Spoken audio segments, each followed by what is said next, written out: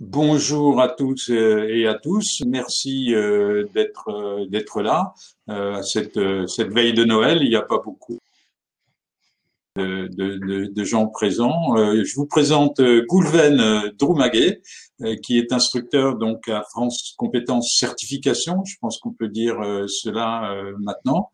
Je te laisse te présenter, Goulven. On va travailler cet après-midi sur comment on choisit entre les deux répertoires, national, spécifique, et comment se déroule un petit peu ce parcours de dépôt d'une certification dans un des deux répertoires. Goulven, bienvenue. Merci Michel, bonjour à tous et bienvenue chez moi, puisque les collaborateurs de France Compétences sont en télétravail. Effectivement, on va passer une petite partie de ce début d'après-midi ensemble pour évoquer la certification professionnelle, les répertoires nationaux, de quelle manière est-ce qu'on peut enregistrer un support, un dispositif au répertoire national. Et donc cet échange, il se veut extrêmement dynamique. Vous aurez à disposition le support qui vous permettra de faire des liens. Vous aurez aussi à disposition mes coordonnées qui nous permettra d'échanger, si vous le souhaitez, de manière bilatérale à l'issue de cette séance. Et donc, pour me présenter, oui, je suis Goulven Droumaguet, je suis instructeur à la direction de la certification professionnelle de France Compétences depuis sa création. Je fais partie de l'équipe qui a construit ce qui est aujourd'hui la direction de la certification professionnelle. Et j'étais déjà dans l'environnement puisque je viens de la CNCP où j'ai fait mes premiers pas en 2008. Donc voilà. Cet échange, donc encore une fois, le support, vous l'aurez, hein, je voulais quand même l'introduire par une première partie qui est celle des actualités. Alors d'abord, parce que c'est aussi l'occasion, on est en fin d'année, décembre, surtout quand on est à quelques heures de Noël, c'est l'occasion de faire certains bilans, c'est vrai, mais c'est surtout l'occasion de s'inscrire dans le futur. Et il faut déjà s'inscrire sur 2021. On a tous eu, et on est bien conscient, hein, nous, au sein de l'équipe France Compétences, que ça a été une année particulièrement difficile pour vous, vous qui êtes en première ligne. Et on va voir ensemble de quelle manière on a fait en sorte d'y répondre, mais surtout de quelle manière en 2021 on s'engage à être au plus près de vous, alors qu'on a pu avoir, c'est vrai, le sentiment, et je me mets aisément à votre place, que France Compétences était une équipe un petit peu administrative ou quelque chose qui était un petit peu désincarné, technocratique, parisien. Non, France Compétences est une petite équipe d'instructrices et d'instructeurs. Et on va vraiment faire en sorte, en 2021, de se rapprocher le plus possible de vous. En termes d'actualité, pour introduire le propos, vous avez vu, hein, je vais peut-être cliquer trop vite, le temps de la réplique. Voilà. L'actualité très récente, c'est celle d'hier. Et ça traduit donc les travaux de la commission de la semaine dernière. On travaillait depuis plus d'un mois et demi avec le comité scientifique et la commission sur l'examen de toutes les contributions que nous ont apportées les branches professionnelles afin d'identifier les métiers qui étaient en évolution pour l'année 2021. C'est une liste qui vient compléter la liste des métiers qui existait déjà, celle de 2020. Elle vient l'enrichir de 20 nouveaux métiers. Et pour ceux parmi vous qui auraient des projets de certification au RNCP, ce sont bien sûr des sujets du RNCP, alors ces dossiers feront l'objet d'une dispense totale de justifié de l'insertion. Donc c'est les deux premiers critères d'examen. On reviendra tout à l'heure sur les critères. Mais en tout cas, retenez bien que que si vous aviez des projets qui répondraient à ces métiers, et si on a identifié ces métiers comme étant importants et sensibles, c'est parce qu'on attend en retour des contributions, hein, de la part des organismes de formation. Voilà, retenez bien que c'est un enregistrement qui est considérablement simplifié et considérablement accéléré. Je reviendrai sur les délais. En termes d'actualité, également, pour tout vous dire, la communication que l'on a faite en 2019 et aussi en partie en 2020, c'était une communication de réaction. On avait des signaux du terrain et en réaction à ces signaux, on a rédigé des notes, des notices, Alors, ce que l'on veut faire aujourd'hui, et ça se traduit notamment avec les deux documents que vous avez à l'écran, c'est d'être plus pédagogue, d'être extrêmement transparent sur nos pratiques et de faire en sorte qu'ensemble, on ait des répertoires nationaux, le RNCP et le RS, qui soient des vitrines de ce que sont les signaux de qualification et aussi les signaux de financement, bien entendu, sur le territoire national. Ça nous a amené à vous proposer un guide, donc un guide méthodologique d'aide à l'élaboration des projets d'enregistrement du répertoire spécifique. Bien entendu, si on fait un guide sur le répertoire spécifique, ça introduit qu'on sera amené très prochainement à faire la même chose sur le RNCP, si ce n'est que le RNCP, c'est plus consistant, c'est plus sensible, donc c'est un guide qui demande encore plus de maturité. En tout cas, ce guide aujourd'hui, il est mis à votre disposition. Il sera très probablement enrichi et mis à jour dès le premier trimestre par rapport au retour d'expérience de la mise en œuvre effective de ce guide. J'ouvre une petite parenthèse, j'en ouvrirai de nombreuses cet après-midi avec vous. Attention à télécharger des guides et puis à ne pas aller fréquemment vérifier s'il n'y a pas eu des mises à jour. C'est pour ça qu'on les met en ligne et qu'on ne les diffuse pas en dehors des liens. Il y a certaines de nos notes et nos notices qui ont été rédigées en avril 2019 et qui sont aujourd'hui dans une 3e ou 4e version. Et parfois, c'est vrai qu'on voit des dossiers arriver de manière très simple avec les versions 1. D'où certaines incompréhensions parfois entre nous. Donc voilà pour ce guide. Le pendant de ce guide, là aussi, c'est parce qu'on a eu pas mal de remontées de terrain où on nous demandait plus de visibilité sur les échéances, sur les enjeux, sur nos méthodes et nos organisations de travail. On a rédigé une notice que je vous invite à avoir sous le coude et donc qui reprend les grandes lignes de l'instruction, les grandes étapes, et puis qui reprend aussi, on va aller voir rapidement ensemble, les engagements de service. Donc voilà, ce sont 2 documents qui sont un petit peu les 2 faces d'une même pièce aujourd'hui, mais qu'il faut vraiment avoir en tête quand on est sur un projet de certification. Alors, aussi bien, Goulven, aussi bien pour les métiers émergents que pour ces documents, le rendez-vous, c'est sur le site de France Compétences hein, que vous allez trouver tout ça. Hein. Oui, c'est sur notre site internet. Alors, c'est pas extrêmement accessible, puisque quand on a pensé le site internet, on n'a pas créé l'arborescence autour de notre direction et encore moins autour de notre boîte à outils. Et puis, il y a un certain cahier des charges qui fait qu'on ne peut pas être extrêmement réactif sur ces sites internet. En tout cas, vous avez un onglet base documentaire. C'est dans ce même onglet que l'on retrouve les décisions d'enregistrement, par exemple. Dans Voilà. cet onglet base documentaire, il y a, alors c'est assez discret, il y a une petite ligne qui s'appelle note, notice, et c'est à l'intérieur de cette occurrence que vous trouverez l'ensemble aujourd'hui des notes et des notices, donc une petite dizaine de notices à votre disposition. On s'efforce de faire une notice, une note pour chacun des critères, et puis pour chacun des grands thèmes. Voilà. Quant aux deux documents que nous venons de voir, ils sont sur le site cfsplus.fr également, en libre téléchargement sur la partie ressources documentaires. Voilà. Et c'est accessible très rapidement. Voilà. Ça peut servir. Oui. Pour ce qui est des travaux en cours, pour vous donner quelques scoops à l'occasion de ce webinaire CFS+, donc de manière assez imminente, là aussi on est sur des enjeux du premier trimestre, en même première partie du premier trimestre, on a sur le feu une note sur le critère du process qualité. On s'en touchera quelques mots tout à l'heure. Le process qualité au sens certification professionnelle, pas le process qualité au sens Calliope. En revanche, bien entendu, il y a une petite zone de regroupement entre ces 2 enjeux, ces 2 notions de qualité. Cette note sera bien sur le process qualité de la certification, mais on verra tout à l'heure, notamment avec Michel, de quelle manière ça se parle. On vous proposera aussi une note sur la notion de promotion et ses effets juridiques. Là, c'est spécifique sur le RNCP, hein, mais il y a beaucoup de questions. Finalement, quand je deviens certificateur, est-ce que ma promotion en cours, je peux lui donner le titre? Si j'ai un changement de niveau ou d'intitulé, qu'est-ce que je lui donne comme diplôme? Et si j'ai eu des promotions passées, de quelle manière est-ce que finalement, je peux aussi leur faire bénéficier du diplôme? Tout ça, ça sera traduit dans cette note promotion. On va mettre aussi à votre disposition des infographies, des choses qui sont beaucoup plus visuelles, beaucoup plus dynamiques. On communiquera également sur le plan de communication 2021 à l'avance, étape par étape, ce qui vous attend dans les prochaines semaines, dans les prochains mois. Et puis surtout, on enrichit au quotidien la FAQ.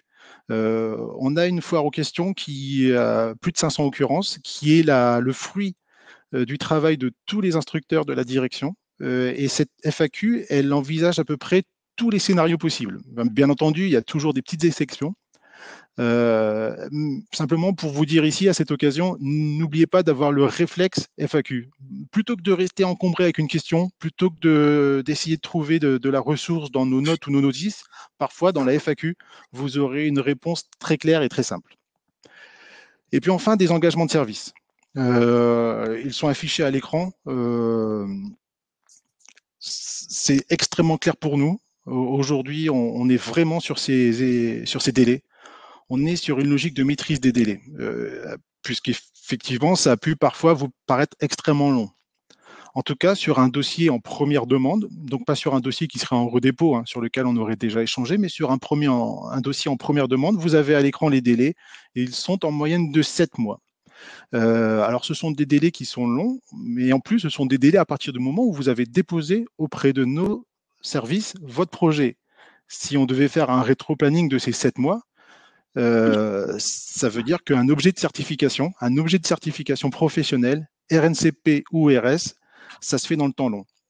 C'est quelque chose qui mérite que l'on se pose beaucoup de questions, qui mérite que l'on prenne le temps de le faire. C'est pas quelque chose qui est d'une très grande réactivité.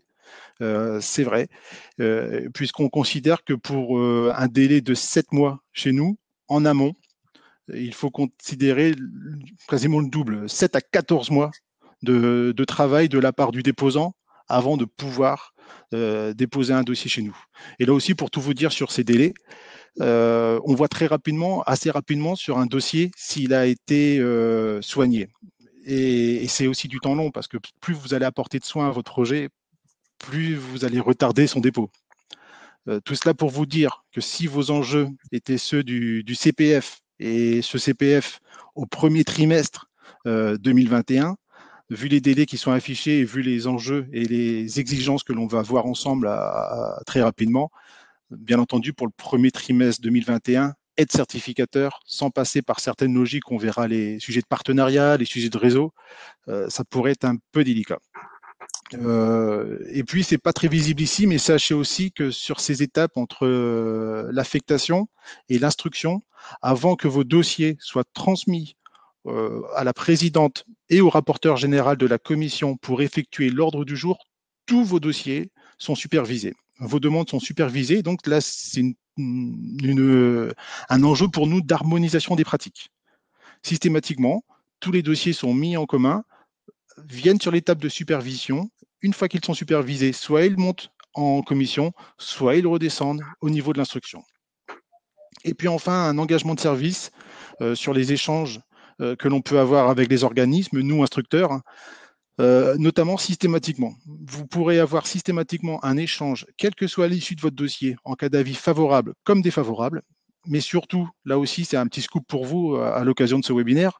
Depuis quelques jours, simplement, systématiquement, quand un dossier est affecté à un instructeur, le système d'information vous envoie un message automatique pour vous dire votre dossier a été affecté à tel instructeur. Et donc, vous aurez en direct l'identité nominative de la personne en charge de votre dossier et vous aurez aussi son adresse mail avec laquelle vous pourrez directement échanger. C'est-à-dire que vous n'aurez plus à passer par une interface ou pour une boîte nominale. Vous aurez désormais directement accès à votre instructeur. Et ça sera votre correspondant unique et privilégié. Donc voilà de quelle manière est-ce qu'on a fait évoluer le système d'information pour permettre ce niveau d'échange. Premier cadeau de Noël. Merci. Parce que ça, c'est une bonne nouvelle, c'est vrai, parce que quand on dépose des dossiers et que on attend et qu'il se passe rien et que voilà. Donc ça, c'est un progrès considérable, vraiment. Merci pour ce scoop, Goulven. C'est vraiment intéressant. On peut traiter juste une question avant de passer à la suite? Bien sûr. Hein. J'ai Julie qui nous demande une question sur les titres des métiers émergents. Est-ce qu'ils doivent apparaître dans l'état lors du dépôt ou est-ce qu'ils peuvent donner lieu à des légères modifications si l'étude emploi réalisée démontre l'intérêt? Standard marché. Tout à fait, ça peut être, ça peut évoluer. Vous pouvez proposer un métier, enfin, vous pouvez proposer un intitulé de certification qui soit distinct du métier émergent. Peut-être parce que finalement, votre certification ne couvre pas tout le métier dans sa globalité, voire parfois parce qu'il le dépasse un petit peu. Vous pouvez avoir des spécificités locales. Donc, n'hésitez pas effectivement à faire évoluer l'intitulé à ce qu'il vous ressemble, à ce qu'il vous appartienne. Et donc, l'exercice 2020 le traduit ainsi. Il y a eu des libertés qui ont été prises, et ça a toujours été justifié auprès de la commission. Simplement, si vous, et c'est valable pour tout le dossier, si vous souhaitez une évolution de l'intitulé, ben, il faut l'écrire et l'expliquer dans le dossier. Puisque si vous n'allez pas l'écrire, ça va être l'instructeur qui va chercher à le traduire. Et puis après, on rentre dans des sujets d'intuition ou de perception. Donc, n'hésitez pas vraiment à tout nous dire. Alors, il y a d'autres questions qu'on traitera un petit peu après parce que Marc nous pose une question sur le RS et la durée des formations. On va le traiter plus tard C'est une très dans bonne le question. déroulé du. Tout à fait. Voilà. Mais je voulais revenir sur la question de Julie parce que ça traitait encore de. Voilà. Alors, on va effectivement maintenant passer à la vidéo. Donc, on vous a préparé Jérôme Joly, qui est un ami, un partenaire et avec lequel nous avons travaillé, que j'ai accompagné pour déposer sa certification au répertoire spécifique. Et il va nous apporter son témoignage sur son parcours de certificateur. Bonjour à vous, merci de m'accueillir auprès de vous. Merci Michel pour ce temps d'échange. Je me présente, je m'appelle Jérôme Joly, je suis le formation Polyformation. Nous sommes un organisme spécialisé dans les compétences interpersonnelles et les techniques d'accompagnement. Nous travaillons principalement dans le domaine de l'industrie, à la fois en Franche-Comté, en région parisienne et en Normandie. Au démarrage de la réforme qualité des certifications, nous sommes posés aussi en parallèle la question de faire reconnaître nos formations à travers une certification. Nous avons d'abord discuté de ça avec nos clients et ça nous a paru naturel de développer une mission à déposer au répertoire spécifique. Je remercie d'ailleurs Michel pour la qualité de son accompagnement parce que nous, en tant que nouveau certificateur, il y avait vraiment des réflexions à avoir sur la façon de présenter, la façon d'argumenter et de défendre notre dossier auprès de France Compétences. Et c'est vrai que ça a été un parcours de 2 ans entre le moment où il y a eu l'idée, les premiers dépôts, les premiers échanges et le fait justement d'avoir cette reconnaissance, cet enregistrement auprès de France Compétences de notre certification. Le plus grand bénéfice de cette certification, il est d'abord pour nos participants. De faire reconnaître leurs aptitudes, leurs compétences, dans leur capacité à accompagner, guider, emmener avec eux leurs collaborateurs. C'est aussi un autre bénéfice pour nos clients, cette fois-ci entreprises, qui, elles, voient un avantage dans leur montage financier de leur plan de formation, de pouvoir proposer à leurs collaborateurs une certification qui va permettre à la fois d'aller chercher du financement, puisque c'est le nerf de la guerre, et également de faire reconnaître les attitudes de leurs collaborateurs et managers. Nous sommes aujourd'hui dans la phase de développement de cette certification. Nous sommes en train de discuter avec d'autres organismes de formation, à la fois en région parisienne, en Normandie, en région lyonnaise et dans le sud de la France. Ce développement, ce maillage territorial que nous cherchons à avoir, justement, c'est une façon aussi de pouvoir faire reconnaître cette certification auprès de différents publics, entreprises. Merci beaucoup pour cet échange, ce temps de discussion. Je suis à votre disposition si vous souhaitez savoir plus d'informations par rapport à la fois au parcours et à la certification. Merci beaucoup et belle réunion. Voilà, merci donc merci donc à Jérôme Joly pour ce témoignage qui, je pense, est intéressant parce que ça vous montre un petit peu le parcours. Quand Jérôme nous dit 2 ans entre l'idée qui vient de germer en discutant avec nos partenaires, nos clients, etc. Et le moment d'avoir effectivement, d'être devenu certificateur avec une certification enregistrée au répertoire, vous voyez, c'est un parcours qui est un petit peu, voilà, ça mûrit, il faut que ça avance. Enfin bon, voilà. Goulven, merci. Merci. Alors, pour dérouler la présentation, donc passer un petit peu ces éléments d'introduction et de contexte. Je voulais simplement vous dire de manière assez franche et directe que quand on observe, nous, instructeurs, et de la même manière que le font les membres de la commission, vos dossiers, on n'observe pas les critères. La tentation, effectivement, est souvent de répondre aux critères et de se dire quels sont les critères attendus, et c'est le législateur qui nous les a confiés. On verra, ils sont au nombre de 6 au répertoire spécifique ou au nombre de 9 au répertoire national. Sauf que répondre directement aux critères, et si pour nous, instructeurs, on observait directement les critères, alors ça serait déjà zapper une étape qui est fondamentale. C'est de se dire, est-ce que le dispositif que l'on présente a bien vocation à devenir une action de formation certifiante? Parce que si on ne se pose pas de cette question, alors forcément, on considère par défaut que vous nous avez bien présenté une action de formation à finalité et à vocation certifiante, et on observe que la technicité du dossier, on observe que des critères à travers des descripteurs.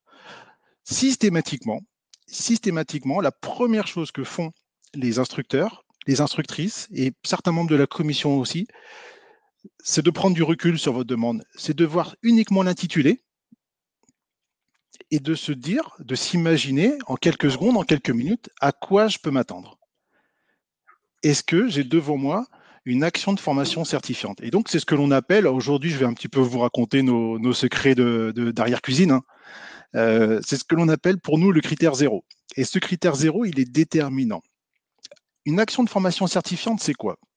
D'abord, c'est un triple signal que l'on va observer. C'est un signal de formation, bien entendu, c'est le premier signal. C'est un signal de qualification, et le signal de qualification, c'est ce qui nous anime, c'est ce qui nous préoccupe le plus, le signal de qualification. Et puis, c'est aussi, et là, c'est ce qui vous préoccupe plus pour vous, c'est un signal de financement. Et donc, est-ce qu'à travers ce triple signal, est-ce qu'à travers un seul dossier, je vais retrouver mon signal de formation au sens du Code du travail, mon signal de qualification au sens d'une action de formation certifiante et mon signal de financement? L'action de formation, pour nous, elle est définie par le Code du travail. Bien entendu qu'on se préoccupe de la qualité de la formation, bien entendu qu'on se préoccupe de la stratégie pédagogique, si ce n'est que notre tutelle, c'est le ministère du Travail. Et donc notre Bible, c'est le Code du travail. Et l'action de formation, elle est définie dans le Code du travail. Et donc c'est sa définition qui nous préoccupe. Et la définition du Code du travail, c'est l'article L6313-2 et suivant. Qu'est-ce qu'il dit?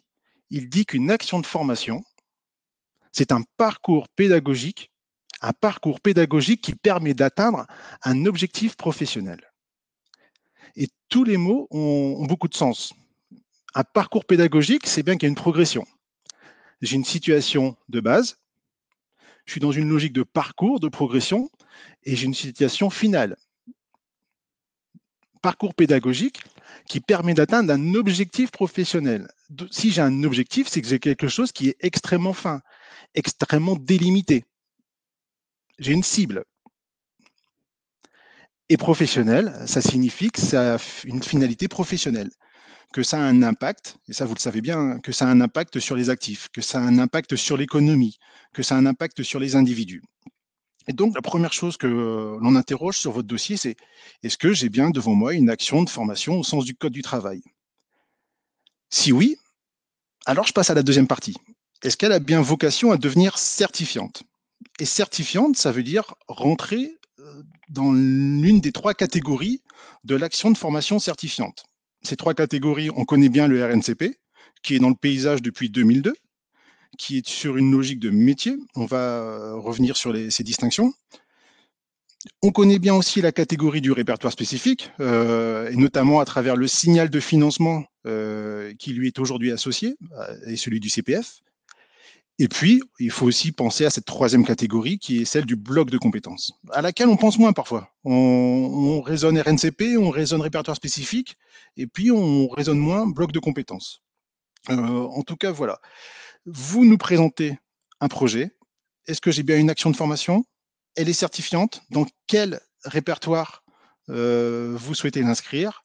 Et c'est ainsi que l'on interroge votre dossier. Mais on ne regarde surtout pas, lors de cette étape, les critères. Et la première chose, puisqu'aujourd'hui on a convenu avec Michel qu'on orienterait un petit peu l'échange sur le répertoire spécifique, mais qu'on se donnerait rendez-vous en 2021 pour évoquer le RNCP. En tout cas, sachez, puisque la plupart d'entre vous ont des projets au répertoire spécifique, que si vous nous proposez une action de formation certifiante au répertoire spécifique, alors immédiatement, on va interroger la définition du répertoire spécifique. Et là encore, une fois, c'est le Code du travail. Et le Code du travail, il nous dit de manière très simple, le répertoire spécifique, c'est un ensemble homogène et cohérent de compétences complémentaires ou transversales. Ça introduit pour nous, puisque vous nous proposez un dossier au répertoire spécifique, cette définition, pour nous, instructeurs, introduit tout de suite une question. On me propose un dossier au répertoire spécifique qui représente un ensemble homogène et cohérent de compétences complémentaires ou transversales. Ma première question, une fois que j'ai écarté le critère 0, c'est de me dire complémentaire ou transversal à qui ou à quoi. Et c'est ce que l'on appelle des prérequis. Dites-vous que si vous déposez des dossiers ou si vous avez des projets pour lesquels vous n'avez pas stabilisé de prérequis, vous allez créer un objet du répertoire spécifique qui va reposer sur rien. Et quelque chose qui repose sur rien, ça tombe. Donc voilà pour tous ces enjeux qui en sont vraiment de réinterroger systématiquement le Code du travail de manière très simple. Et c'est encore une fois ce fameux critère 0 sur lequel je pourrais revenir. Mais le temps, on n'a qu'une heure et on a beaucoup de choses à se dire. Mais on pourra.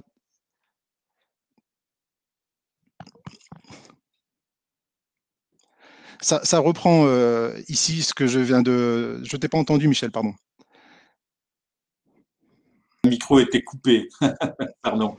Donc je disais merci pour l'information du critère 0, qui est une information, je pense, très importante pour tout le monde, pour effectivement bien solidifier d'abord son projet avant de démarrer quoi que ce soit. Hubert nous demande, je suis un peu perdu, il me semblait que l'objet du répertoire était de reconnaître la compétence dans le métier.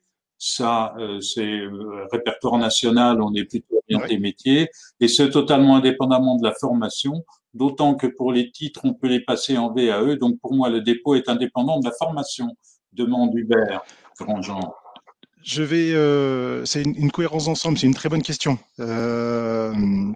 Effectivement, ce que l'on va observer et ce qui va permettre de prononcer un avis, tout autant l'avis de l'instructeur que l'avis de la commission, c'est le signal de qualification. Mais pour les dispositifs qui seraient exclusivement mobilisés sur des sujets de formation initiale, de formation continue, la VE, on la connaît bien, les modalités d'évaluation, ils sont imposés. Et ils ont vocation d'ailleurs très probablement à évoluer dans les prochains mois. Toujours est-il que le sujet de VE est un critère à part entière au RNCP. Dans la logique de formation certifiante, et c'est ainsi que ça se traduit dans le Code du travail, si on parle de formation certifiante, c'est bien que ça prend appui probablement, éventuellement, sur un parcours de formation. Mais effectivement, vous avez raison, ça peut aussi être une simple certification. On a des certifications que l'on observe comme de pures certifications et qui ne se traduisent pas sur un parcours de formation. Donc vraiment, effectivement, ce critère 0, il est à pondérer selon chacun des dossiers et selon chacune des situations. Ce n'est pas un système de filtre que l'on opère, sinon on serait remplacé par une intelligence artificielle. Non, c'est bien entendu ce que je vous dis, c'est pour le 90% des situations et quasiment 100% des situations au répertoire spécifique, puisque le répertoire spécifique, ce sont beaucoup des formations courtes que l'on souhaite qualifier et certifier pour les rendre éligibles au financement.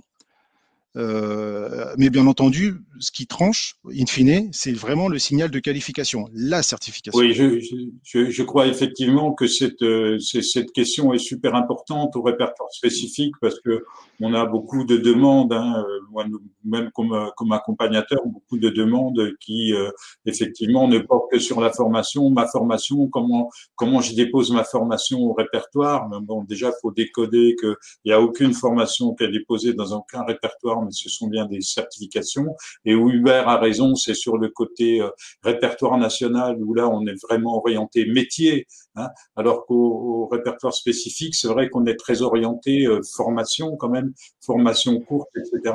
Et au bout de ça, je dois avoir une certification qui doit correspondre d'abord à une compétence dont le marché du travail a besoin. Enfin, on va voir ça un petit peu plus loin. Donc la corrélation ne se fait pas qu'avec la formation.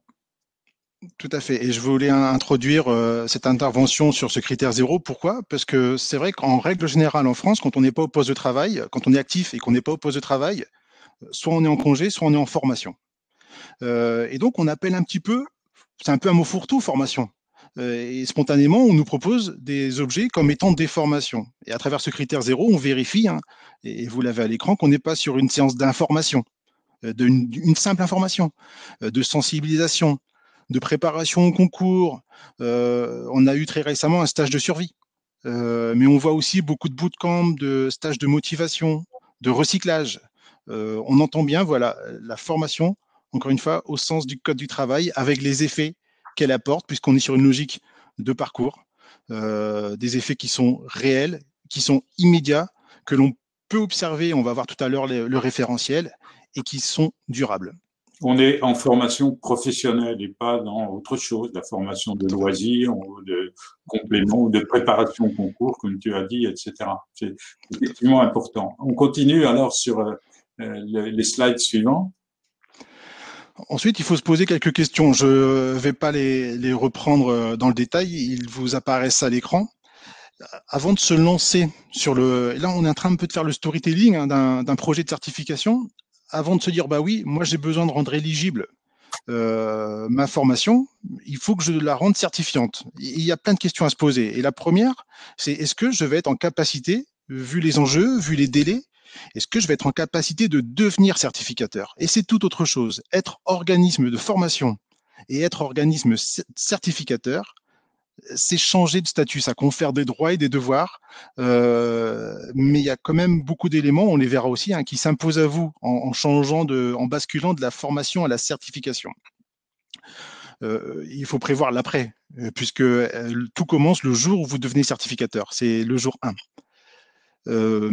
Donc voilà, il faut vraiment mener un vaste chantier pour vérifier la pertinence de son propre projet dans un premier temps. Est-ce que mon projet est pertinent? Et puis, dans un second temps, est-ce que j'y vais en solo? Est-ce que je deviens certificateur moi-même ou, quitte à retarder l'échéance de devenir certificateur, dans un premier temps, pendant quelques mois, pendant quelques années, j'intègre plutôt une logique de réseau en devenant partenaire ou co-certificateur. Et donc là aussi, à l'écran, vous voyez bien la distinction entre la notion de partenaire. Le partenaire, c'est un organisme de formation qui contribue à une certification et qui peut éventuellement organiser les épreuves, mais en aucun cas qui ne délivre la certification. C'est-à-dire qu'il n'a pas la responsabilité de certifier. Il n'a pas de responsabilité juridique vis-à-vis ni de la certification, ni des certifiés, ni des financements. En revanche, le co-certificateur, lui, de la même manière que le certificateur, engage sa responsabilité, puisqu'il peut délivrer en son nom propre ou au nom du réseau, en signant le parchemin, une certification. Et donc, juste en dessous, vous voyez les grandes étapes, mais je laisse Michel en toucher quelques mots. Pardon.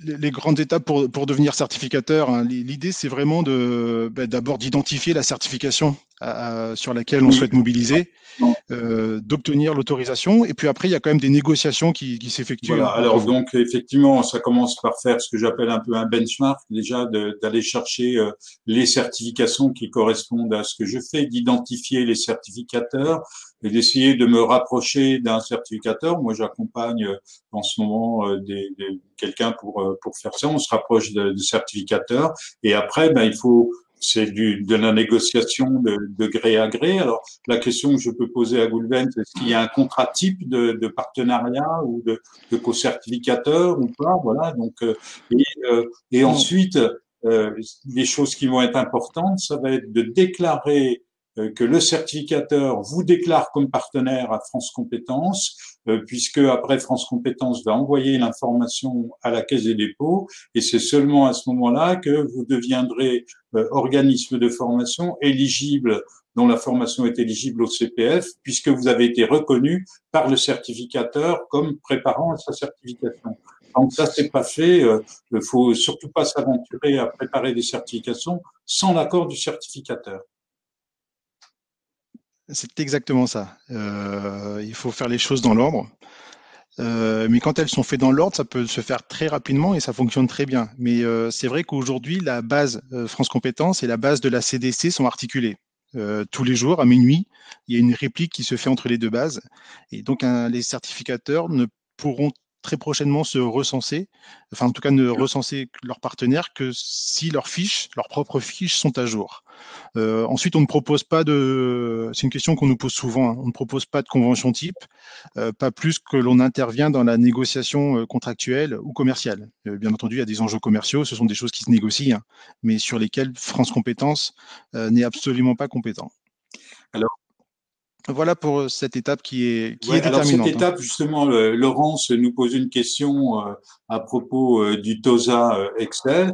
Et puis la question qu'elle pose, je ne vais pas la lire dans le détail, mais ça répond vraiment complètement à cette question. C'est-à-dire que la question qui est posée, moi, comme je la comprends, il faut d'abord voir ça avec TOSA. C'est TOSA qui va vous répondre et qui va vous autoriser ou pas en tant que partenaire à préparer cette certification. Et quand TOSA vous aura déclaré comme partenaire à France Compétences, les systèmes d'information étant croisés, France Compétences, la Caisse des dépôts enregistrera cette information et votre formation deviendra éligible au CPF.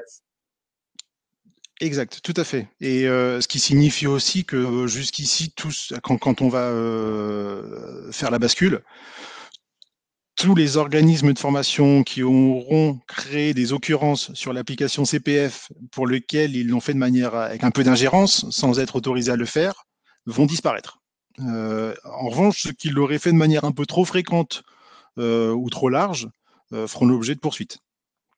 Donc voilà, il faut vraiment être extrêmement prudent sur l'usage sans autorisation préalable d'une certification. C'est important. Hein. Allez, répertoire national ou répertoire ou répertoire spécifique. Alors, on s'en est déjà touché quelques mots. Hein. Le RNCP, on le connaît bien, on est vraiment sur une logique de métier. Et pour le coup, c'est assez simple. Il existe, alors il est en train d'évoluer, mais il existe le ROM, le code ROM, le répertoire opérationnel des métiers. Systématiquement, quand vous déposez un projet au RNCP, on vous demande de vous rattacher à un code ROM. Un ou plusieurs codes ROM, parce qu'effectivement, on est parfois sur des logiques assez larges d'emploi type, plus que de métier, auquel cas, vous pourriez toucher plusieurs codes ROM. Au répertoire spécifique, on ne vous demandera pas de vous associer à un code ROM. On est vraiment sur des choses, et là c'est encore une fois la définition légale, qui sont complémentaires aux certifications professionnelles. En quoi ça complète? En quoi ça enrichit une activité professionnelle? Et donc l'activité professionnelle, c'est la base. Et on verra tout à l'heure, notamment sur ces sujets d'ingénierie, qu'on ne demande pas de référentiel d'activité au répertoire spécifique, alors qu'on en demande un au répertoire national. Le répertoire spécifique, on est vraiment sur des objets qui sont assez légers, assez fins, mais qui dans tous les cas doivent être autonomes. C'est-à-dire qu'on peut les rattacher à plusieurs niveaux d'emploi, ou on peut les rattacher à plusieurs types de métiers.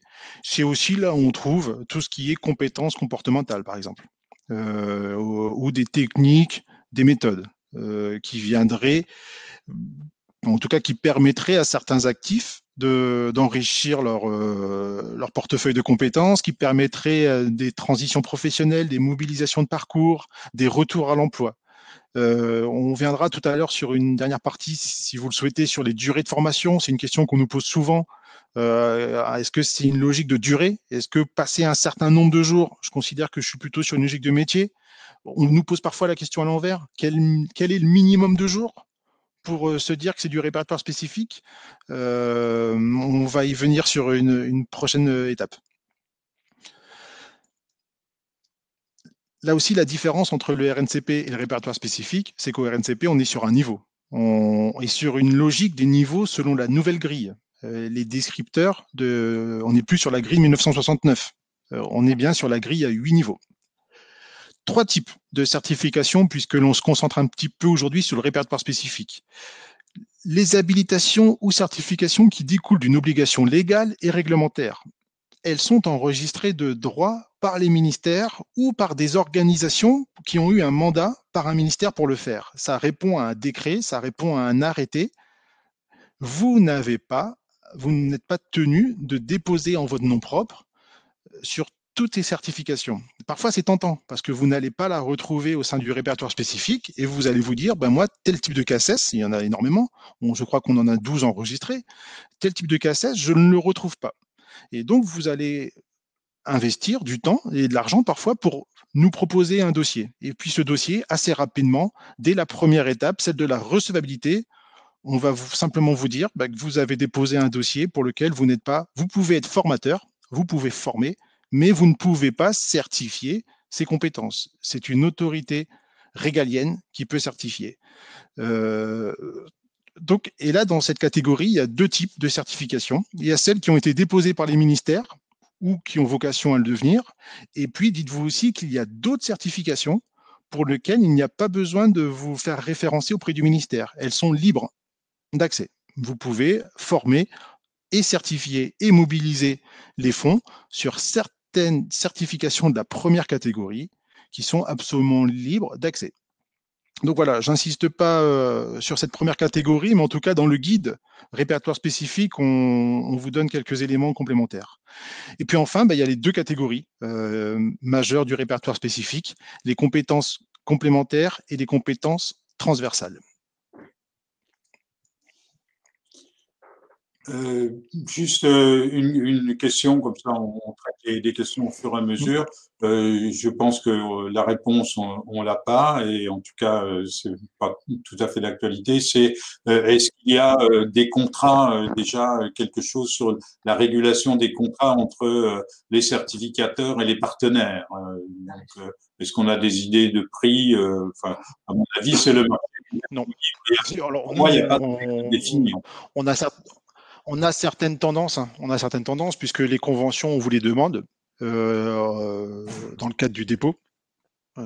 Surtout, enfin, les conventions au niveau des co-certificateurs, pas au niveau des partenaires. Au niveau des partenaires, on va plutôt vous demander le modèle type de convention.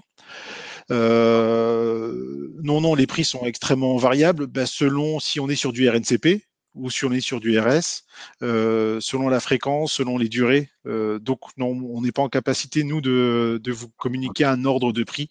Et là, encore une fois, c'est le principe de l'offre et la demande. Pour les 6 critères du répertoire spécifique, donc vous les avez à l'écran, ils sont généralement bien connus. C'est un peu l'exercice qu'on va faire maintenant, c'est de reprendre chacun de ces 6 critères. Alors je vais me permettre de faire un rétropédalage, de partir des derniers critères. Pourquoi? Puisque les 2 derniers critères, les critères 5 et 6, vous le voyez, sont introduits par le cas échéant. Ce sont des critères qui sont optionnels. Si vous les renseignez, c'est un plus. Si vous ne les renseignez pas, ça ne peut pas vous être opposé. En règle générale, là aussi pour tout vous dire, alors la commission, vous le savez, elle observe en moyenne 200-220 dossiers par mois. Sur ces 220 dossiers, il y a en moyenne 150-160 dossiers du répertoire spécifique. Sur ces 160 dossiers du répertoire spécifique, ceux qui renseignent les 2 derniers critères sont 1 ou 2 en règle générale. Il y a très peu de dossiers qui renseignent ces 2 critères. Je voulais quand même vous en toucher un mot. Sur le critère 6, ce sont les modalités d'association des branches professionnelles, les CPNE. certains organismes ralentissent leurs travaux puisqu'ils ont sollicité une branche en se disant ben, moi, je vais mettre de côté mon dépôt de dossier en attendant que la branche me réponde. Et comme ça me permettra de remplir le critère 6. Dites-vous, et là je vous dis de manière très sincère, c'est que la plupart des branches sont harcelées d'organismes qui les sollicitent pour obtenir un courrier. Et la plupart d'entre elles nous ont fait savoir qu'elles ne répondraient plus. Donc vous n'aurez peut-être pas de nouvelles. Rares sont les branches qui y répondent. Ne vous en privez surtout pas si vous avez une vraie proximité avec la branche professionnelle. Mais si jamais vous n'aviez pas cette proximité, ne ralentissez pas vos travaux, continuez sans renseigner ce critère 6. De la même manière sur le critère 5, on est sur un sujet de correspondance entre un objet du répertoire spécifique et des blocs de compétences. Si on parle de correspondance, il faut que la correspondance, elle s'effectue dans les deux sens. Si vous reconnaissez que votre certification est équivalente, il faut aussi qu'en retour, l'autre organisme qu'on reconnaisse que c'est à parité d'estime. Dans le doute, vaut mieux ne rien renseigner. Et ce que je vous dis, quand on a un doute dans le dossier, vaut mieux ne pas le mettre, puisque tout ce que vous pourriez écrire, effectivement, pourrait vous être un petit peu opposé. Donc voilà pour ce critère 5. Je continue mon rétropédalage, pardon. Le critère 4 concerne la prise en compte des contraintes légales et réglementaires. C'est extrêmement rare sur les catégories 2 et 3. Soit c'est de la première catégorie parce que c'est une réponse à une obligation légale ou réglementaire et ça ne vous appartient pas, soit ça va être de manière un petit peu homéopathique. Donc le critère 4, en règle générale, on ne l'observe jamais. Finalement, sur 6 critères, il en reste 3. Et donc le travail de l'instructeur ou de l'instructrice, ça va être sur 3 critères.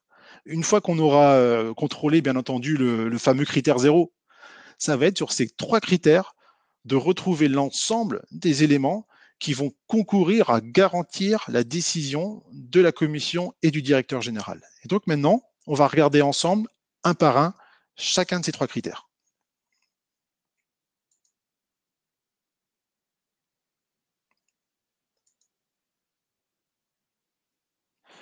Le critère 1. Micro, je disais, on est bien sur le répertoire spécifique. Hein, sur, Oui, il y a beaucoup de choses à dire sur le répertoire spécifique et sur le temps qui était imparti, que l'on va très probablement dépasser. D'autres webinaires sur ces sujets-là en 2021.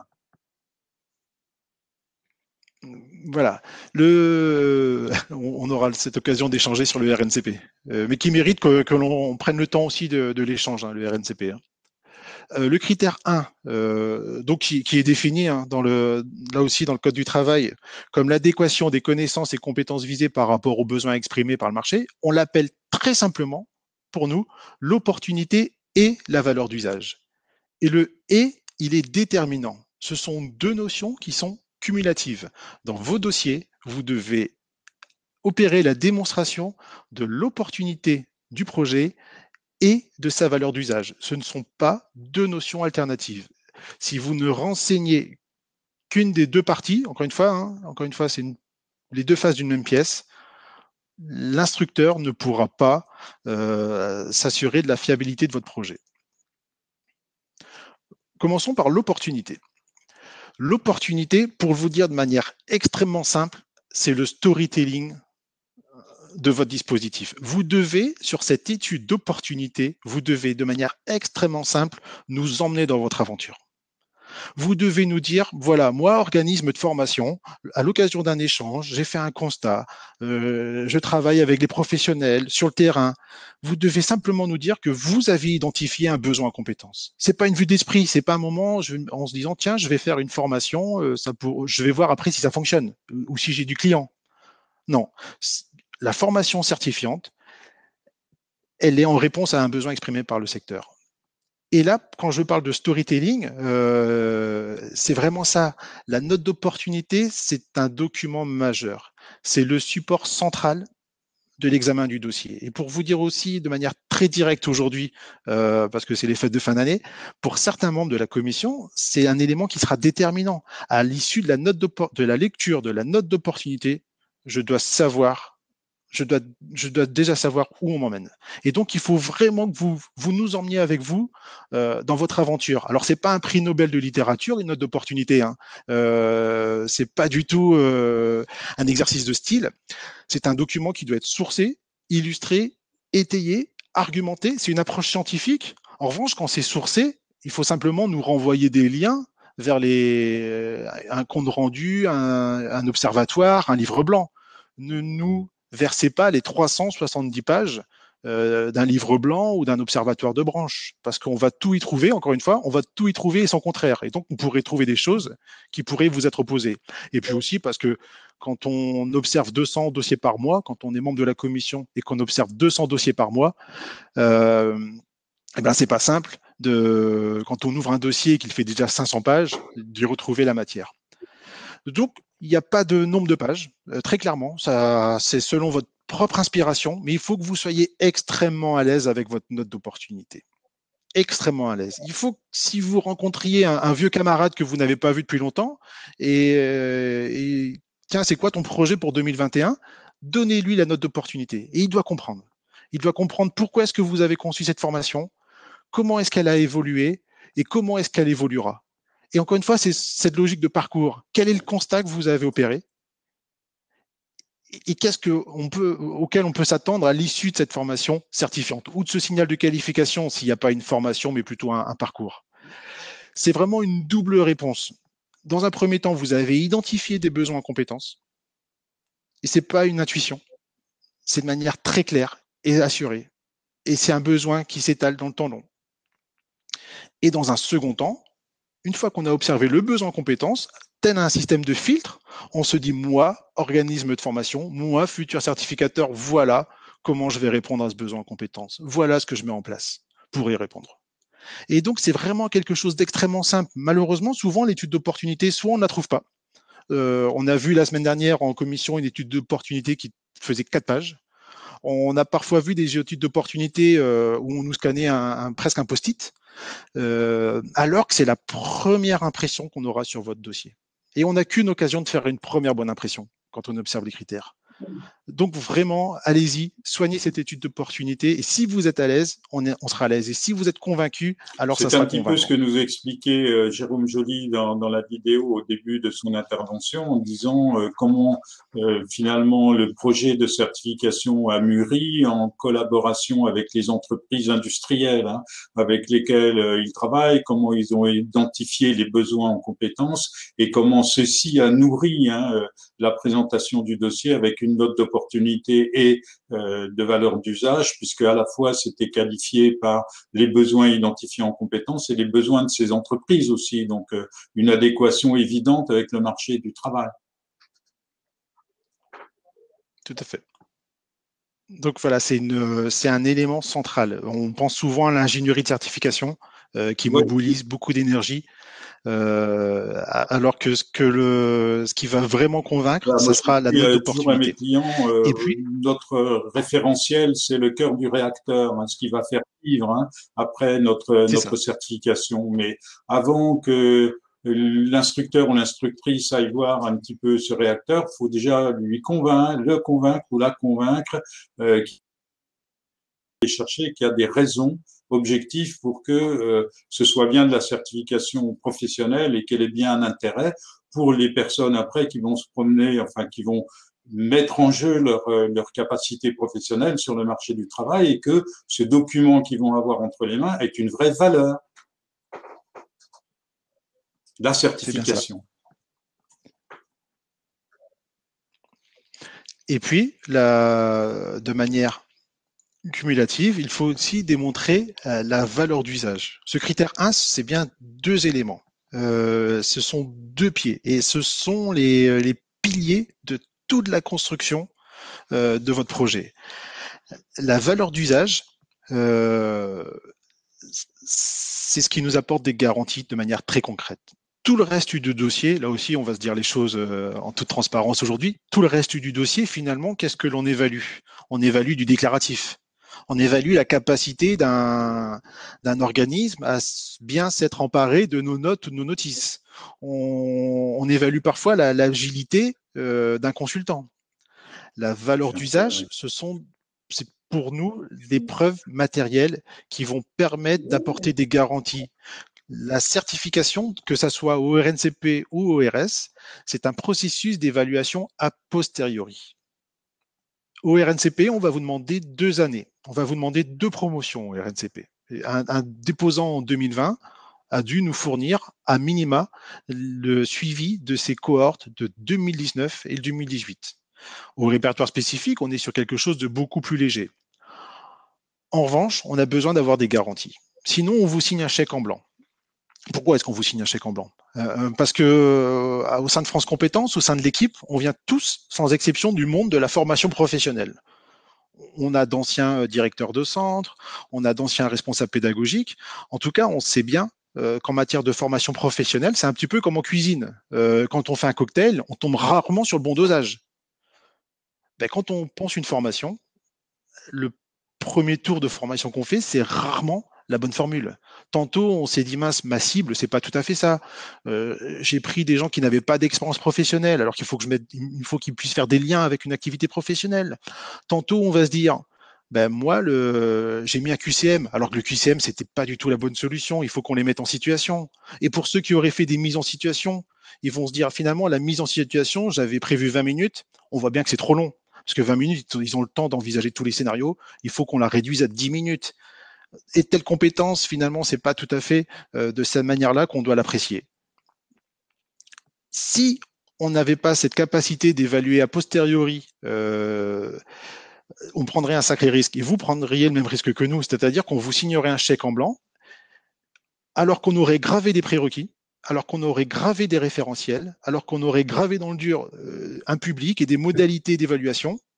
On se dirait au bout de quelques mois, ben finalement, il faut que je change mon référentiel. Il faut que je change. Mon QCM, ça marche pas. Il me faut une mise en situation.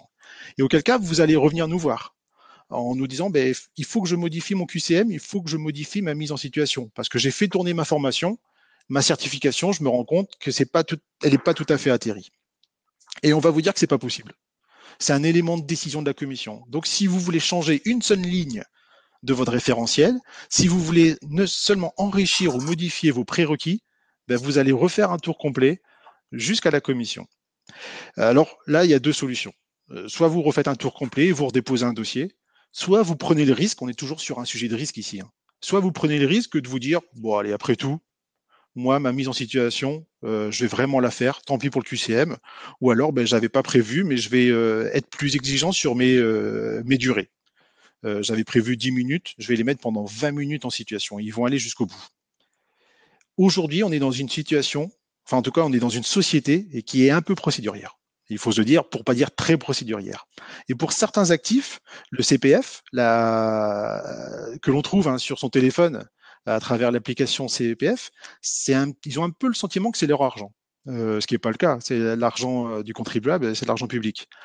Pourquoi je vous dis ça? Puisque l'on se retrouve sur des situations avec des personnes qui ont suivi des formations certifiantes et qui nous disent je veux qu'on me rembourse mon CPF. Alors bien entendu, on ne peut pas rembourser un truc qui ne leur appartient pas, mais simplement on leur dit vous avez suivi une formation selon un référentiel tel qu'il était déposé, il y avait des prérequis, vous saviez où vous mettiez les pieds. Aujourd'hui, bah, si ça ne vous satisfait pas ou si vous avez été en échec, c'est pas la responsabilité de France Compétences. Et là, systématiquement, on nous dit oui, sauf que moi, j'ai pas été évalué dans les conditions du référentiel. Voilà. Dans votre référentiel publié, il y a marqué QCM où il y a marqué 20 minutes, et moi, on m'a laissé que 10 minutes. Parce que vous aurez pris quelques libertés. Et parce que si vous avez pris ces libertés, c'est que vous n'avez pas suffisamment en amont fait tourner la formation.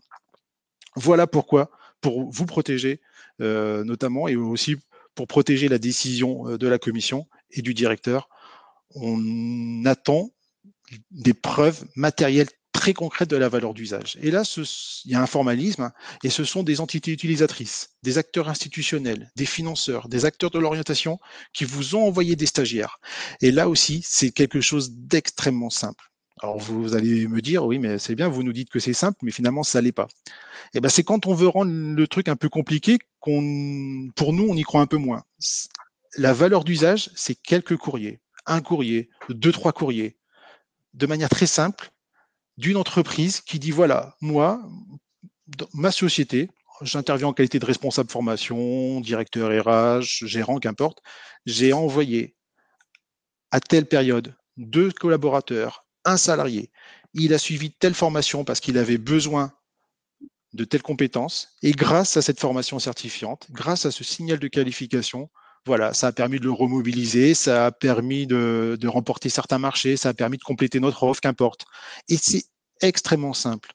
Bien entendu, si vous nous envoyez 15 courriers, qui sont 15 les mêmes courriers, parfois c'est simplement des croix, et la seule différence sur ces courriers, c'est une date et un tampon, on ne vous rémunère pas au kilo.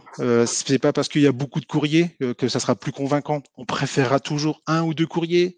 Également, s'il faut un ancien stagiaire qui a pu lancer sa boîte, qui a pu créer son entreprise et qui va dire de manière extrêmement simple, voilà, moi, sans ça, j'aurais pas pu être là où je suis aujourd'hui.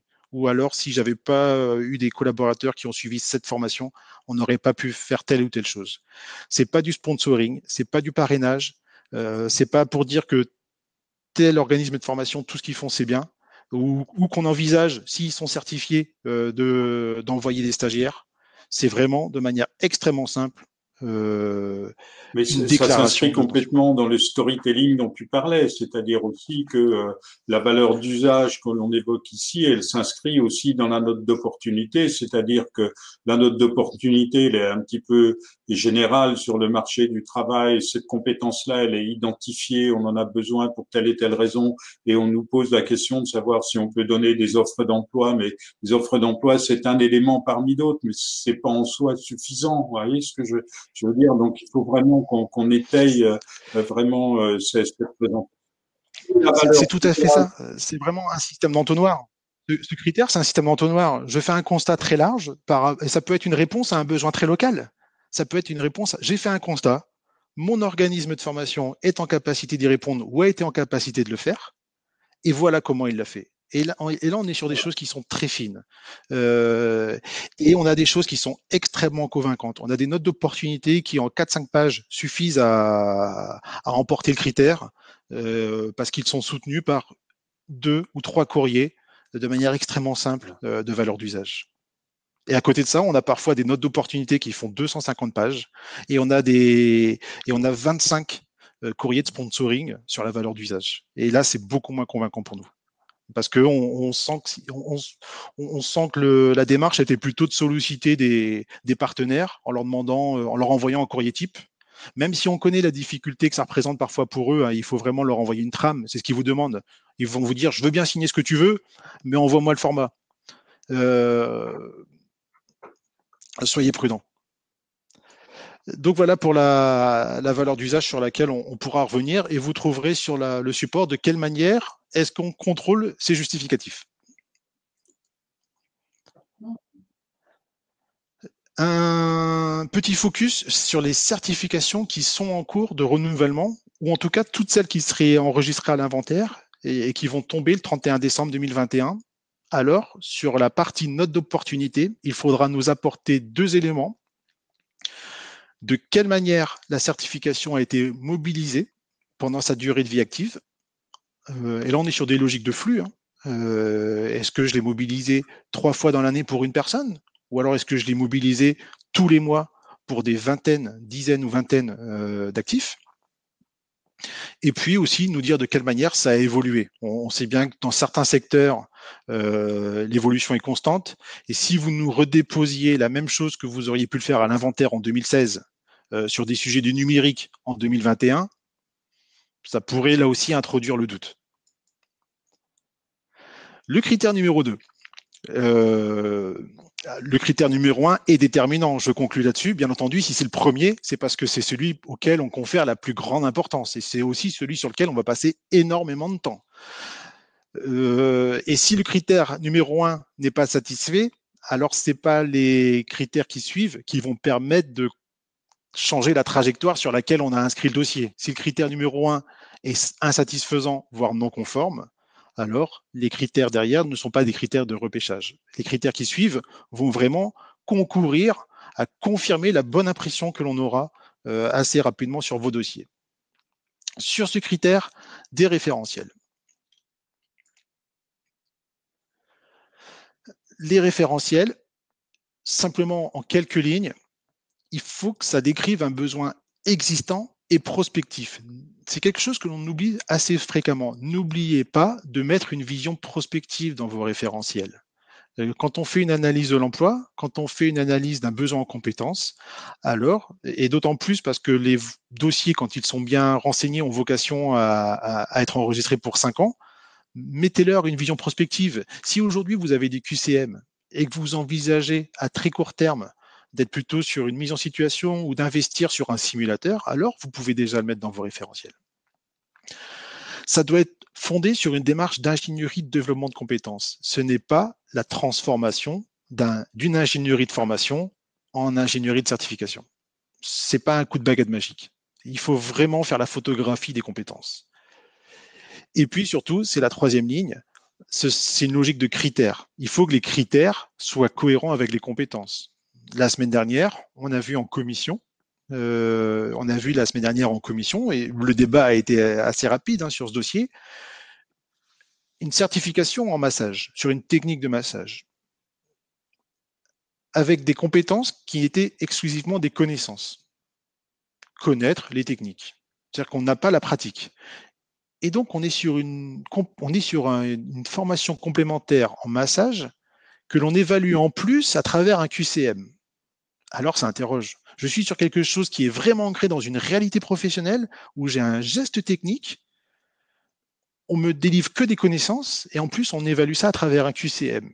Et quand on creuse un petit peu, on se rend compte que tout ça se fait à distance en 7 heures. Alors, le projet, il peut être techniquement bien décrit. Bien entendu, ça ne pourra pas convaincre les membres de la commission. Et donc, il y a vraiment une logique dans vos ingénieries. Dans tous les cas, retenez que les modalités, on va y finir aussi, les modalités, elles doivent être au plus près possible de la situation de travail. Si vous ne pouvez faire que du à distance, si vous ne pouvez faire que des QCM, dans ce cas-là, il faut aussi avoir certaines logiques de stratégie d'évaluation pour le faire. Et puis enfin, l'écriture en compétences, vous avez un exemple sous les yeux. On est sur une compétence professionnelle. C'est pas un savoir, c'est pas une connaissance, c'est pas un degré de maîtrise d'une technique ou d'un outil. Là aussi, c'est toujours un faisceau d'indices, le travail de l'instructeur. Quand on a un référentiel qui est extrêmement riche, au répertoire spécifique, c'est l'objet de notre échange aujourd'hui, quand au répertoire spécifique, on nous propose 30 compétences et qu'elles sont extrêmement fines, et qu'en plus, en face de ces 30 compétences, on a une évaluation en QCM, et que si, à travers votre site Internet ou dans le dossier, on observe que ces 30 compétences, c'est en une journée, ou même en 3 jours, ça va interroger sur l'équilibre entre cette notion de compétence et la durée de la formation. On ne délivre pas des 30 compétences en quelques heures. Donc, on préférera toujours un soin apporté sur l'écriture en compétences. Souvent, ce que l'on va trouver, ça va être délivrer des conseils. Alors déjà, c'est mieux d'écrire délivrer des conseils plutôt que connaître les techniques ou savoir délivrer des conseils. Parfois, on va trouver aux organismes. Mais vous voyez de manière assez simple l'exemple d'aujourd'hui.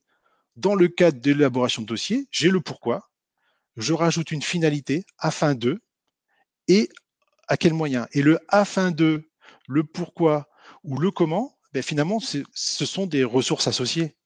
Ce sont des savoirs parfois. Ça peut être des savoir-être, ça peut être des outils ou des méthodes. Et plutôt que de les livrer de manière spontanée, plutôt que de dire connaître le guide d'aide à la rédaction de France Compétences, ça va venir enrichir l'écriture en compétences. Et un référentiel de certification ou répertoire spécifique, ça peut très largement tenir parfois sur une page.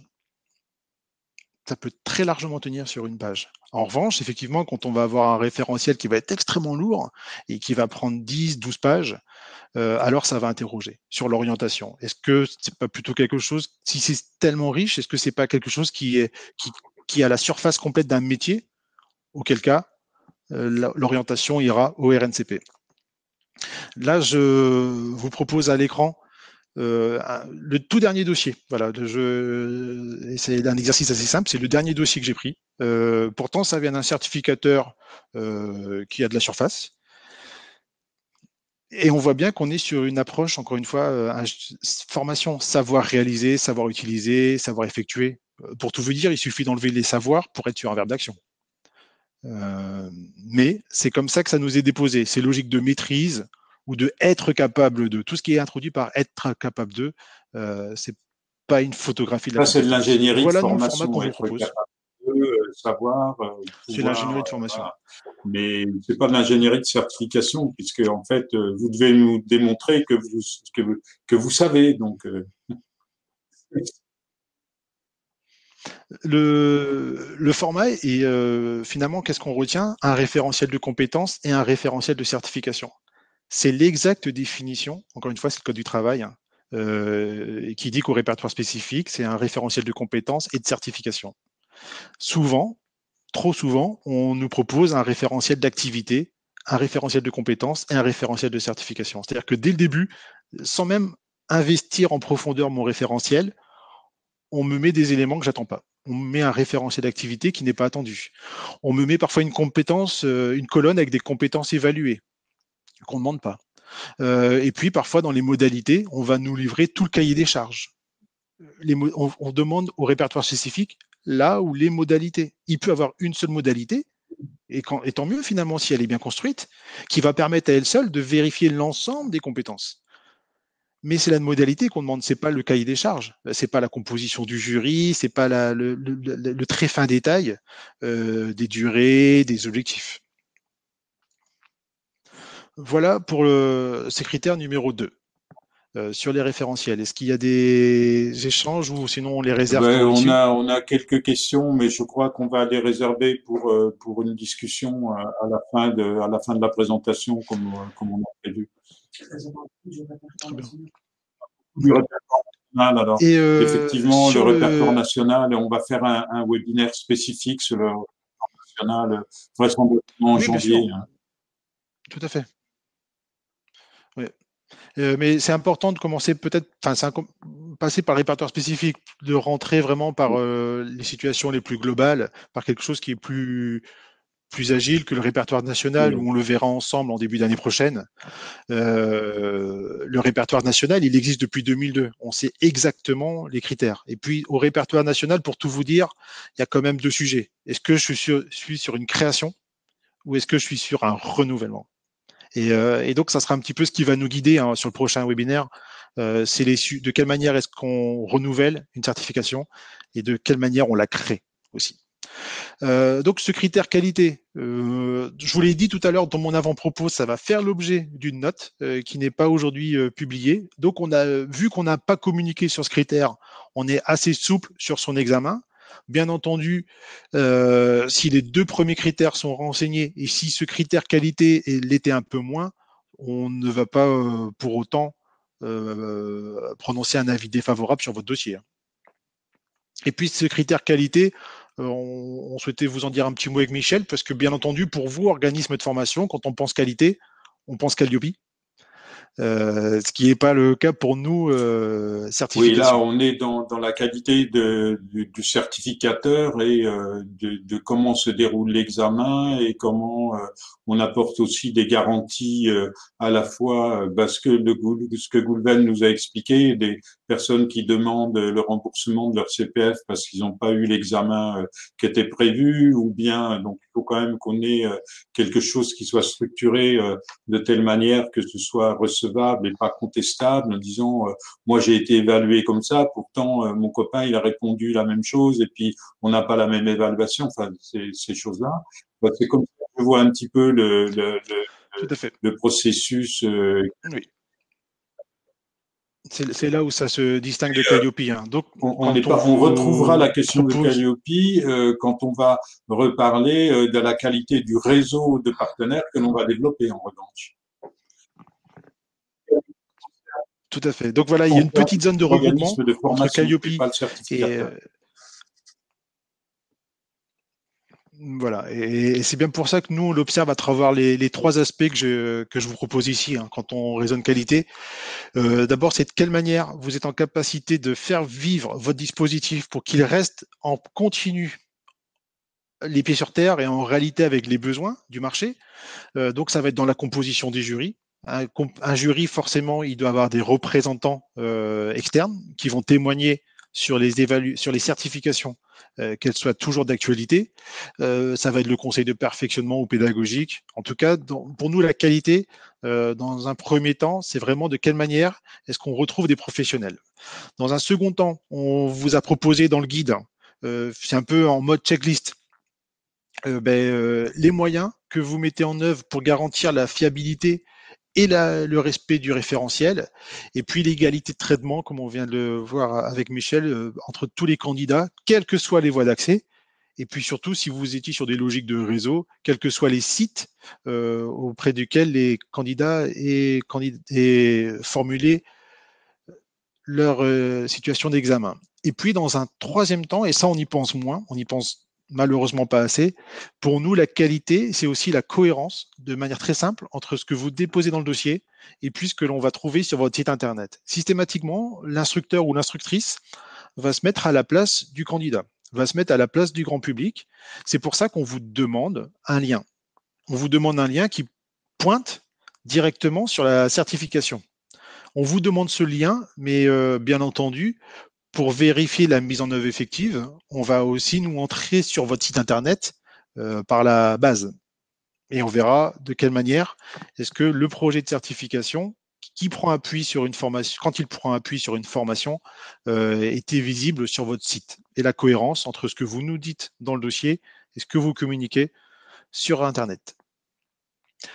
Voilà donc pour ce critère qualité. Et puis enfin, le quatrième critère, on s'en est déjà touché quelques mots tout à l'heure dans le rétro-planning.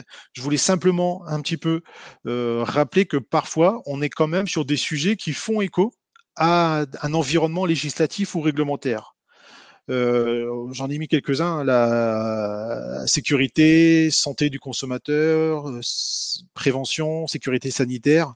Si on est, par exemple, dans les sujets de restauration, si on traite sur un dossier qui touche les métiers de cuisinier ou répertoire spécifique, une technique complémentaire, bien entendu, il y a des enjeux de chaîne du froid et ainsi de suite. Et auquel cas, quand on est très clairement adossé sur une réglementation, il faut que les modalités soient conformes à cette réglementation. Voilà en un peu plus d'une heure ce qu'on pouvait se dire sur le répertoire spécifique. J'espère que ça a un petit peu mis en lumière certaines zones d'ombre. J'espère que ça a pu aussi éclairer certains de vos projets, les mettre sur les bons rails. En tout cas, sachez que nous, on se tient à votre disposition, soit pendant l'instruction, je vous l'ai dit tout à l'heure, nous tous instructeurs, alors quand je dis nous tous, on est à peu près l'effectif d'une équipe de foot, hein, pour tout vous dire. Mais en tout cas, on se tient à votre disposition puisque vous avez directement nos coordonnées nominatives désormais pour ceux qui ne les auraient pas eu avant. Si vous n'avez pas les coordonnées de votre instructeur aujourd'hui, alors que vous avez un dossier qui est déjà déposé, je vous demanderai de me le faire savoir. Auquel cas, moi, je pourrais directement vous communiquer ces coordonnées puisque ce n'était pas quelque chose d'automatique. Et puis, sachez aussi qu'éventuellement, quand vous avez un catalogue de formation ou quand vous avez des projets de renouvellement ou que vous avez vraiment des vrais enjeux, n'hésitez pas là aussi à solliciter un temps d'échange. Je préférerais toujours que l'on prenne 5, 10, 15 minutes ensemble, un échange téléphonique, et puis qu'on inscrive vos travaux sur une bonne trajectoire, plutôt que vous y passiez beaucoup de temps. Et puis finalement, nous, on va voir des dossiers en se disant, mince, finalement, en quelques minutes, on aurait pu leur dire. Donc voilà, vous aurez aussi à disposition pour ce faire mes coordonnées. Alors, et maintenant, des questions. Pour répondre à vos questions. Merci, Goulven, pour cet exposé absolument limpide et très, très, très intéressant. Alors, question, l'objectif.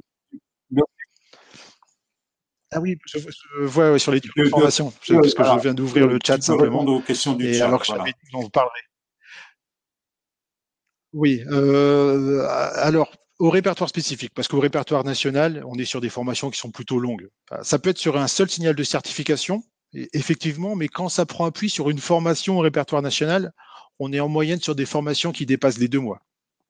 Le répertoire national, il faut qu'il y ait une élévation de niveau en règle générale, ou alors on apprend un métier. Et on considère qu'en deçà de 2 mois, quand on est sur une logique de formation initiale ou continue, on est vraiment à la frontière. Au répertoire spécifique, c'est une question qu'on nous pose très souvent. la commission qui observe vos dossiers depuis avril l'année dernière, aujourd'hui, alors elle ne le fait pas systématiquement, mais attend que dans les rapports, l'instructeur précise la durée de la formation. Et on considère quand ça, et là c'est pas nous, hein, c'est vraiment la théologie sur les enjeux de certification, c'est quasiment des éléments de doctrine ça. Hein.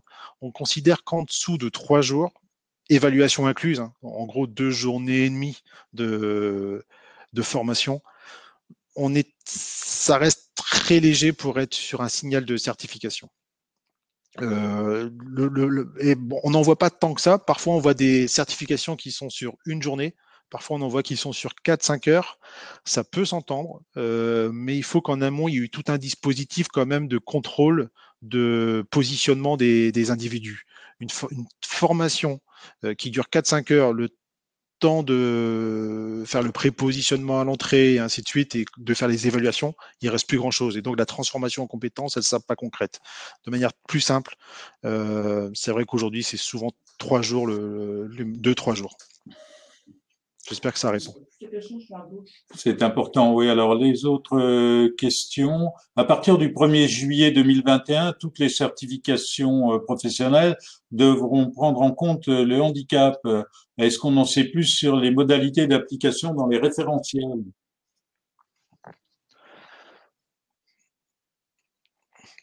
Alors, on est en train de rédiger enfin en tout cas, dans le canal, il y a un décret. On communiquera évidemment sur ce sujet du handicap. Certains n'ont pas attendu, bien entendu, juillet 2021. Ça ne se prêtera. Il ne faut pas le voir comme quelque chose d'imposé. Bien entendu, ça sera le cas sur certains métiers. C'est surtout vrai au RNCP. Ça s'entendra aussi au répertoire spécifique. Mais il ne faut pas prendre en compte le handicap pour prendre en compte le handicap. Et il faut vraiment que ça s'entende sur certains domaines d'emploi et sur certaines situations professionnelles, puisque tout reste bien entendu lié à la situation professionnelle. En revanche, on trouve souvent dans les cahiers des charges aujourd'hui, dans la partie qualité, hein, des aménagements d'épreuves.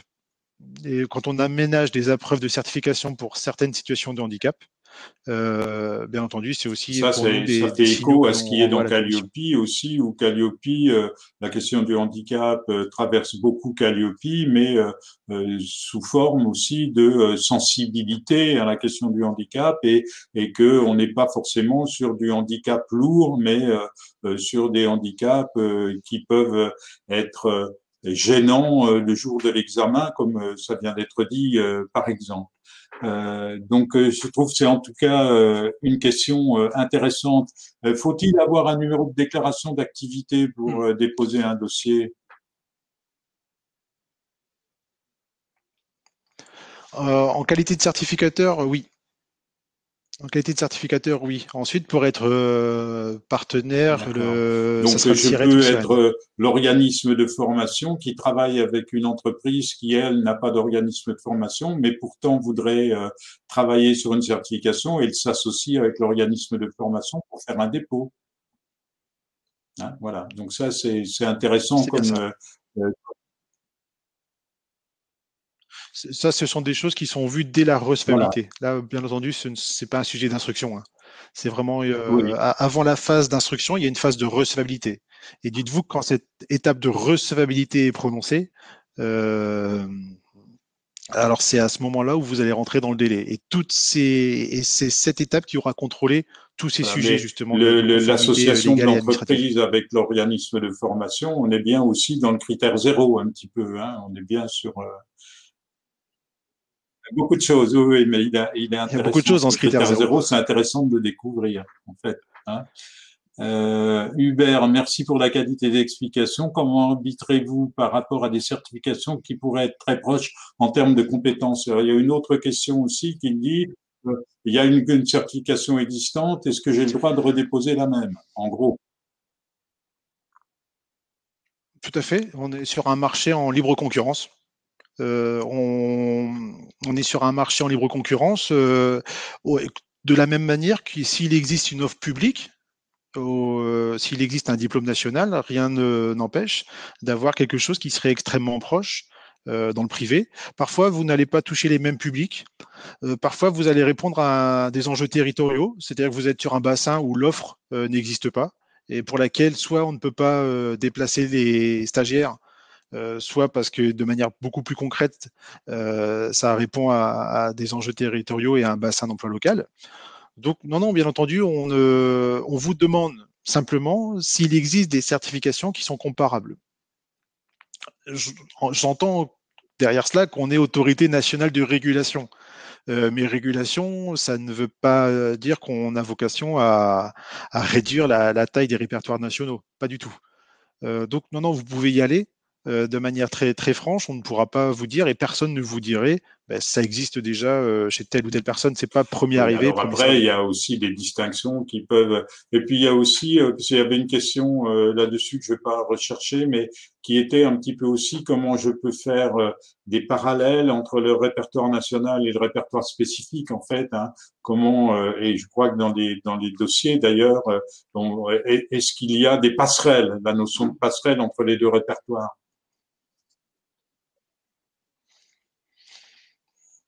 Il n'y a pas de passerelle franche. En tout cas, s'il y en a, elles sont au niveau des blocs. On a parfois des objets du répertoire spécifique qui ont vocation, lorsque le titre RNCP est renouvelé, à devenir bloc de compétences. C'est à peu près le même niveau d'ailleurs. Hein. On a d'autres stratégies parfois d'organismes de formation qui n'ont pas les deux promotions et qui, du coup, le temps de constituer leurs deux promotions, parce qu'ils ont des enjeux de financement, hein, pour se dire les choses, eh ben, vont plutôt venir au répertoire spécifique euh, et le temps de se constituer leur propre promotion. Donc voilà, de quelle manière est-ce qu'il peut avoir un lien entre les deux, mais sinon, ça reste quand même deux objets qui sont très distincts. Alors, très étonnant le commentaire sur le handicap. Pourquoi inviter certains métiers alors qu'une personne avec handicap accède potentiellement à tout métier? Voilà, en fait, c'est un débat que l'on va. Ah oui, non, non, c'est bien entendu, c'est simplement que dans une période de transition, on est sur des logiques de temporalité euh, et qu'on sera beaucoup plus exigeant sur certains. Alors, je sais pas, enfin, plus que le métier, c'est le contexte d'emploi. Hein. Bien entendu, sur tous les métiers, Alors, ma réponse portait plus sur une le contexte question d'emploi. de Laurence. L'attestation sur les formations des gestes d'urgence est une obligation réglementaire pour tous les professionnels de santé. Bon, si nous sommes habilités par le CESU à délivrer cette formation, quelles sont nos obligations par rapport à France Compétences pour déposer cette action sur le CPF? Ben, vous devez en avoir un accord du. Tout à fait. Il faut simplement, en règle générale, être habilité par le déposant Oui, ou le voilà. ministère certificateur. C'est juste un enjeu d'habilitation. Ça, Et d'accord. donc pour Et nous, puis c'est c'est une simple le lien déclaration. avec, surtout c'est la Caisse des dépôts et donc. Oui, derrière, ça permettra le financement. Mais Il la y a une déclaration, c'est déclaration auprès de nous. Hein. d'habilitation auprès de France Compétences. Ouais. Et là, pour le coup, c'est pas le déposant Voilà, qui va le faire, c'est c'est tout le à fait ce que certificateur nous qui va avons mettre à jour décrit sa au fiche. début. Hein, c'est le certificateur qui va déclarer le partenaire Mm. donc à France Compétences et les deux systèmes vont se croiser et donc tant que le partenaire, c'est-à-dire vous, n'êtes pas reconnu par le CESU dans le dispositif France Compétences, ça peut pas marcher. Et c'est un nouveau système qui se met en place aussi, un petit peu C'est important bien ça. de décrire. Oui, oui, tout à fait. Ça va vraiment Tout ce solidifier le qu'on est en train de se système dire hein, là, parce ça que se construit. c'était un peu voilà le CPF, on a vu quand même des choses un peu folkloriques. Ben, il me reste à te remercier, Goulven, parce que ça a été 1 heure et demie d'échange intense et puis je pense très très très enrichissant. On se donnera rendez-vous pour un autre webinaire, donc plutôt centré sur le répertoire national au mois de janvier. L'adresse mail de Goulven, on nous demande ton adresse mail, peut-être, est-ce que tu peux la donner? Oui, oui, je peux la donner ou sinon je la mettrai à disposition. Je vois que je crois que je peux Dans le écrire dans le fil de fil. discussion, oui. Hop, je vais vous la saisir. C'est encore mieux, voilà.